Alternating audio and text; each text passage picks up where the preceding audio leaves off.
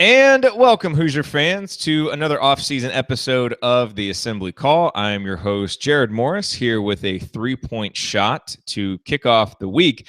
And, obviously news broke this morning, just about 10 minutes ago. I think it was John Rothstein first reported that OG Anunoby will sign with an agent and enter the NBA draft. So his Indiana career is over.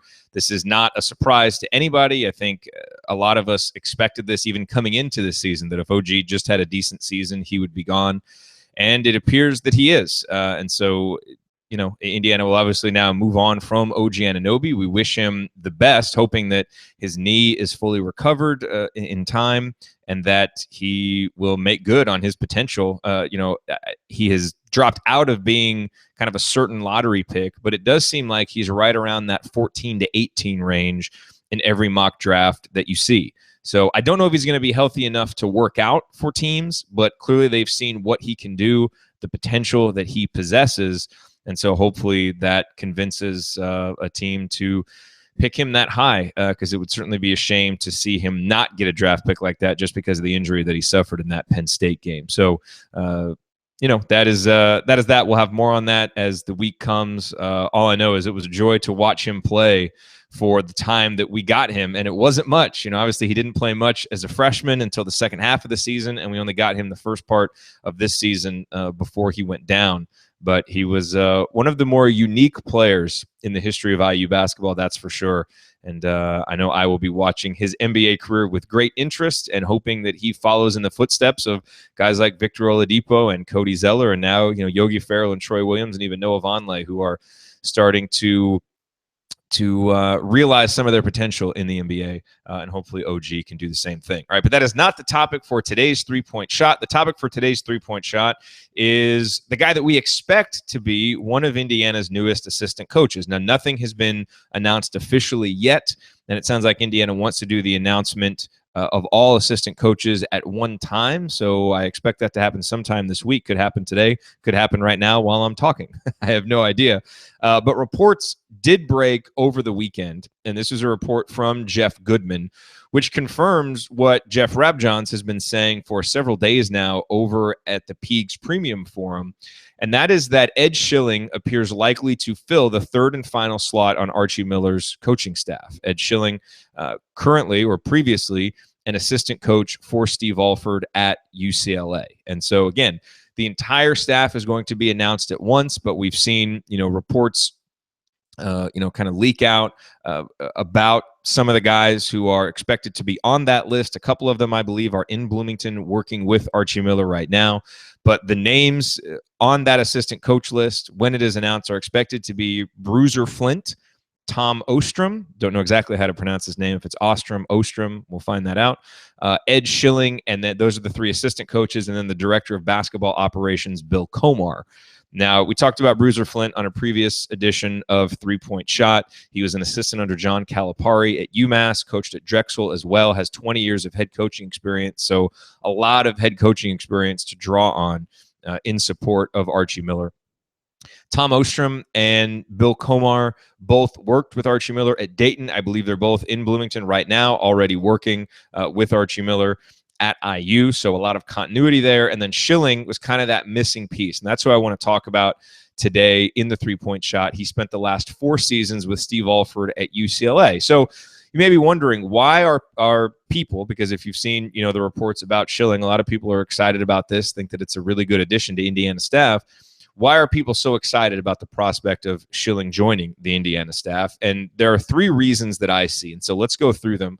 And I think they are in the order of importance here. So number 1, Schilling is expected to be a huge boon for Indiana's inside-out recruiting strategy. In fact, he's probably the guy that will drive the inside-out recruiting strategy, especially early on. And if you don't know Schilling's background, he's a native of Lebanon, Indiana. He worked at Sam Alford's basketball camp during the summer. In fact, he and Steve Alford, grew up as great friends, even wrote a book together, I think in 1998, a book about guard play. So these are guys that really knew each other well. Obviously, a big reason why he went out and worked for Steve away from his home in Indiana at UCLA. And Ed Schilling spent the last 4 years coaching at Park Tudor High School in Indianapolis from 2010 to 2013. And as you'll probably connect the dots there, he coached IU legend Yogi Ferrell while he was at Park Tudor. Also, the player at Xavier, whose name is escaping me right now, Trevon Blewett. He coached Trevon Blewett at Park Tudor as well. And previously, Schilling had been a head coach at Western Boone and Logansport, both high schools in Indiana. So because of his extensive background in the Hoosier state, Schilling has relationships with many high school programs and coaches and families in the state of Indiana. And as we heard so often over the last 3 or 4 years, recruiting, especially in Indiana, is about relationships.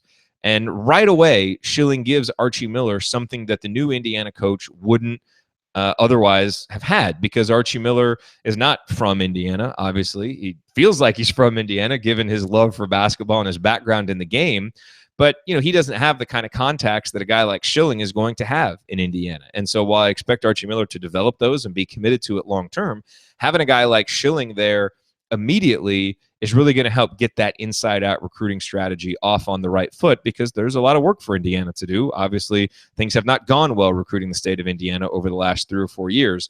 And so I think Ed Schilling should really help that. Now, what about results, right? Have Schilling's relationships actually mattered in terms of recruiting the state of Indiana? Well, as we know, much to the chagrin of IU fans, UCLA beat out Indiana for 5-star recruit Chris Wilkes earlier this year. Now, I don't know the details of that recruitment, so who knows whether Schilling or something else was the difference maker.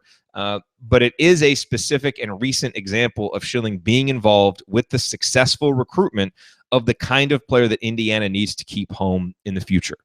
So, and as I mentioned, it's important to get off on the right foot. I think Ed Schilling is going to help Archie Miller do that. And so he's a really good choice for that reason, and a choice that IU fans should be excited about.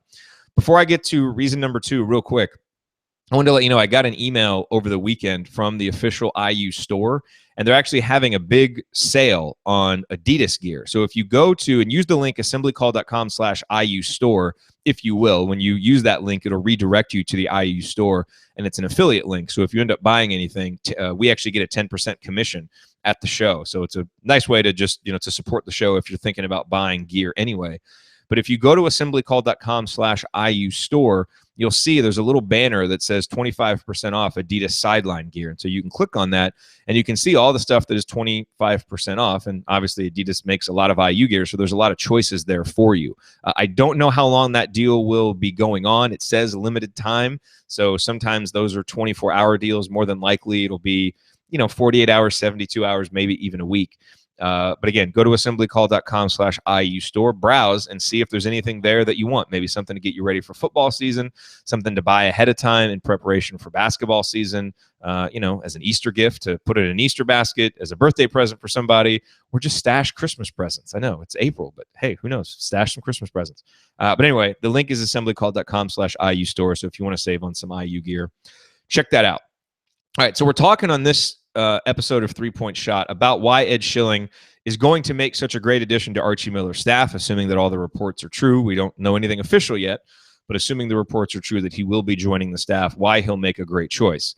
Reason number 1 that I just cited is that he should really be a boon to Indiana's inside-out recruiting strategy. Number 2 is that Schilling is a renowned player development expert, and I didn't know this. As soon as I heard Schilling's name bandied about as a possible member of Coach Miller's staff, I considered the impact on recruiting. That seemed obvious to me. What I didn't know, not being familiar with his background, is how accomplished and respected he is for his player development work. So consider this, and this is from an OC Register article written back in 2013 when Schilling joined Steve Alford's UCLA staff. So I'm quoting now from the article. Quiet and unbeknownst to many, Schilling is credited with the development of a handful of NBA All-Stars and other contributing NBA players. From former number 1 pick Greg Oden to Memphis Grizzlies point guard Mike Conley Jr., Schilling's reputation as an unrivaled basketball technician precedes him. I'm skipping forward here, and this is an actual quote from Schilling. I've had about 60 guys over the last 6 or 7 years that are playing professionally that I've worked with. A lot of them NBA draft lottery picks, Schilling said.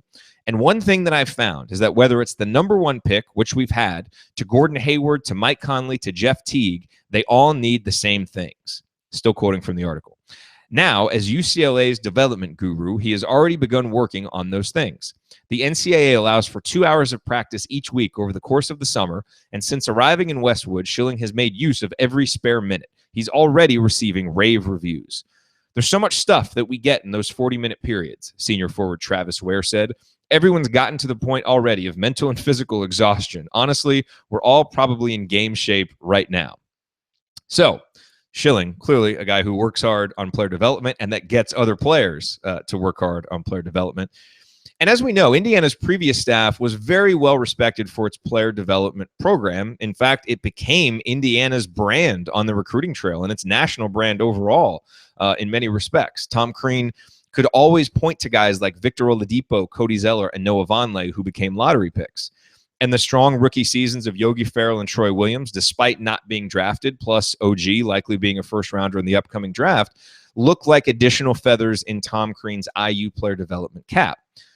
Archie Miller, on the other hand, does not yet have such proof in his track record of getting guys to the NBA. Now, to be fair, he hasn't had a great chance. Dayton is a great program, but they can't exactly recruit the same caliber of player and athlete that Indiana can.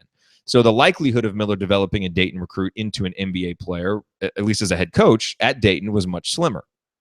So the question is, would the kind of high-level recruits that Miller needs to get at Indiana, guys who are naturally going to be focused on making it to the NBA, as they should be, look at Miller's lack of a proven track record in this area and go elsewhere?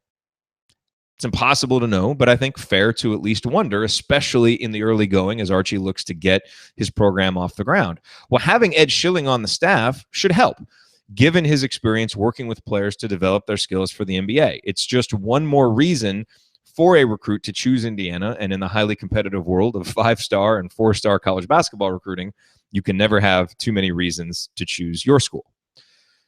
So that's the second reason. The third reason is that Schilling has a wide range of coaching experience. And so, so far in this three-point shot, we've discussed Ed Schilling's expected impact on the recruiting trail and how he should be able to help players develop their individual games for the NBA. But what about his impact on actual wins and losses at Indiana? Because as an assistant coach, obviously, that is part of his job description too. And let me be clear, both of the first two reasons that I cited, those are going to have a major impact on winning and losing at Indiana. I mean, in terms of reason number one, recruiting, it's important, clearly, that Indiana do a better job of keeping players like Chris Wilkes home. Guys like Romeo Langford, Robert Finnessy, who are coming up in future recruiting classes. Schilling should be able to help with that. And an IU team that has more high-level homegrown talent is going to win more games.